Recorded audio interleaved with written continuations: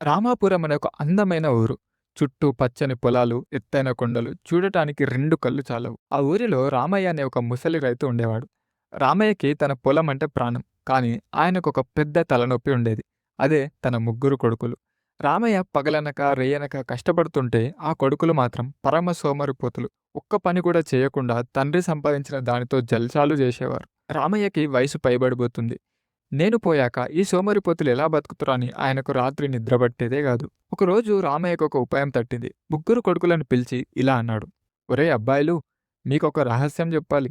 మన పొలంలో మన పెద్దలు ఎక్కడో ఒక చోట బంగారు నిధులు దాచిపెట్టారు. ఇప్పుడు నా వల్ల కావడం లేదు కానీ మీరు వెళ్ళి ఆ నిధిని తవ్వి తీసుకోండి. అది మీకే అని అన్నాడు. నిధి అనగానే ఆ ముగ్గురు కొడుకుల కళ్ళు మెరిశాయి. ఇంకేముంది, మరుసటి రోజు నుండి పొలానికి పరిగెత్తారు. బంగారం కోసం పొలాన్ని అంగుళం అంగుళం తవ్వేశారు. రోజులు గడిచాయి. పొలమంతా తవ్వడం అయిపోయింది. కాని బంగారం ఎక్కడా దొరకలేదు.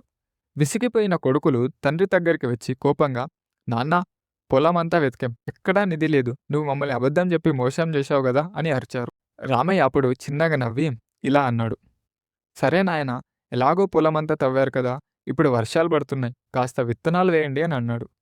తండ్రి మాట కాదనలేక విత్తనాలు వేశారు. కొన్ని నెలలు గడిచాయి. ఆ పొలం పచ్చని పంటతో నిండిపోయింది. ఆ ఊరిలోనే అందరికంటే ఎక్కువ పంట రామయ్య పొలంలోనే పండింది. ఆ ధాన్యం అమ్మి భారీగా డబ్బు సంపాదించారు. అప్పుడు రామయ్య వాళ్ళను పిలిచి ఇలా చెప్పాడు. చూశారా, మీరు కష్టపడితే వచ్చినదే ఈ పంట. మన అసలైన బంగారం కూడా ఇదే. కష్టపడితే దక్కనిదేదీ లేదు అని చెప్పాడు. అప్పుడు ఆ కొడుకులు అర్థం చేసుకొని ఆ రోజు నుంచి సంతోషంగా పని చేసుకుంటూ బతికేసాగారు.